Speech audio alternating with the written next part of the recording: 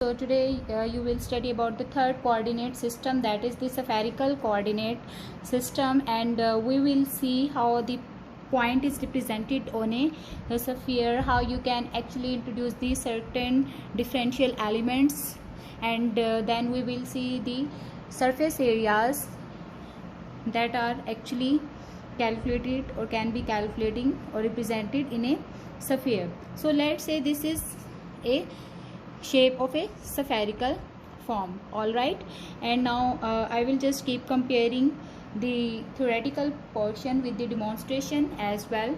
So let's start with a point P that can be represented on a sphere with the three components that are radius, theta and phi. All right, here you can see there are two angular measurements involved for the representation of a particular point P. So whenever we are representing a point on a sphere, we can draw it like x, y and z, and if I do consider a small portion of a sphere, just like that, I have cut a small portion of a sphere. All right, and I will just represent this portion of the sphere on the paper as well.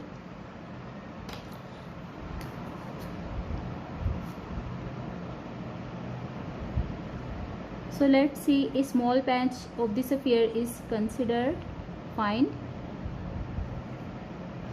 and then there is a point P whose projection is actually taken on the xy plane. All right, so if this is the radius of the sphere represented by r, then you can get a sphere of a constant radius. So this constant sphere is obtained, or this constant surface is obtained by keeping the radius r is equal to constant.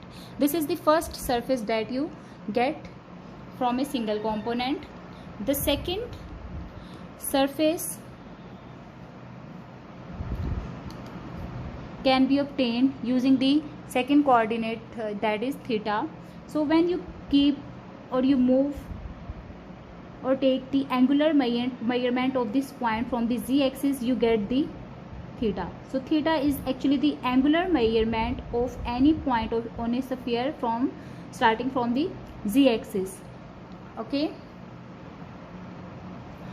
from this you can get a cone.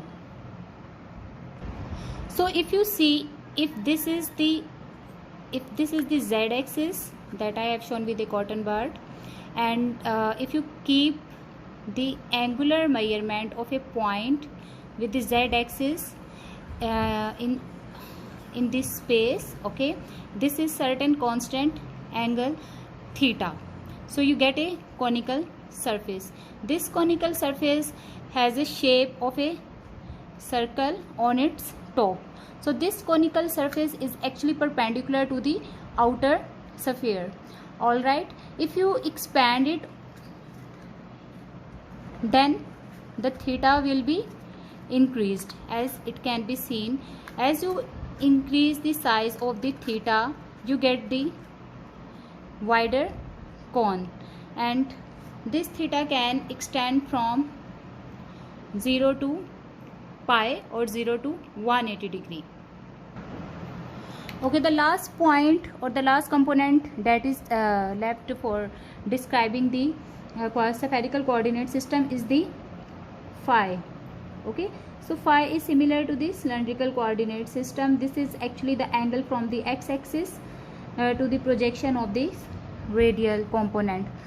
All right, so these are the three components that are required for representing any point on a sphere. With phi is equal to constant, you get this vertical surface. This surface is obtained, if it is your x-axis, then starting from here you get this surface. So this is phi is equal to constant plane. So three surfaces are represented like that. Now let's see the range of these components.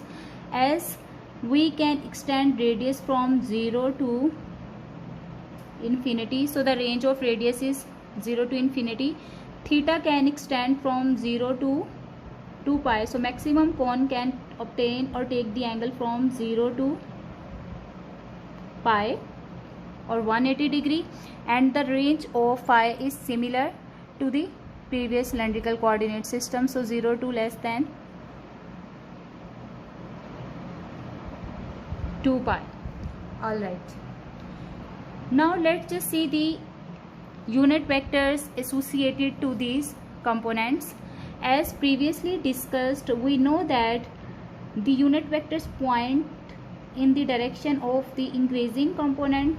So since radius increases outward, so AR is represented like that with the unit vector AR hat. Alright, this unit vector is normal to the sphere R is equal to constant and lies in the cone theta is equal to constant and the plane phi is equal to constant. Fine. The next unit vector is A theta. A theta will also show the direction where is phi is actually increasing. So this will always be tangent to the radial surface. Okay, so we can represent A theta hat like that, and phi is actually normal to the spherical surface and it is represented by A phi and A phi hat. So in this way these three unit vectors are associated or linked together, and we know that the radial line and the tangent line are perpendicular to each other. Also the normal line and tangent line are perpendicular to each other, so that's why these three vectors, unit vectors, are perpendicular to each other. Now let's see the relation between the spherical components with the Cartesian coordinate components. So we are having x, y and z. Fine. Alright, so if this is the radial line, I am just drawing the radius of the sphere, and if I take its projection on z-axis, so I will get, if this is certain angle theta, I will have z is equal to r cos of theta, and similarly if I take this component will be equal to r sin of theta. Now this point is very important over here. If we draw a sphere and then if we keep theta is equal to constant, obviously, so we will get a cone. Okay, and this is the radius of the cone. Fine. So the conical surface, let me show you more clearly on this sphere. So it can be seen clearly, this is the top of the sphere and I have just cut it from the top. Now it can be seen we get a circle.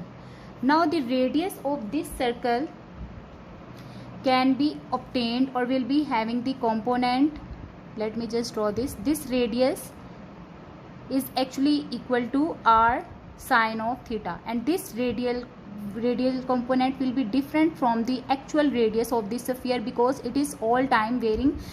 Since if I do cut it from the lower portion, I will get the different radius and so on. So that's why this is not equivalent to the actual radius of the sphere, they are different. This radial component length is actually equal to r sin of theta. Okay, now if I draw the projection of this radius line, okay, on the xy plane. So since this is equal to r sin of theta and this is the angle that it is forming with the x-axis. Now if I want to see what is the relation or what part of this radial component is present on the x-axis, so I can take its projection on the x-axis. Generally speaking, if we take the projection of a vector r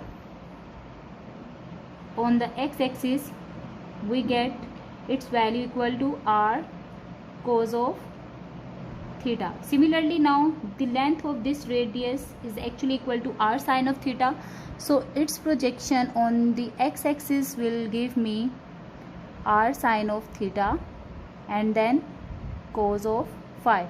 So this is basically the magnitude, and this is actually the angle component that is actually present on the x with the x-axis. Similarly, on the y-axis, I will have its projection equal to r sine of theta sine of phi.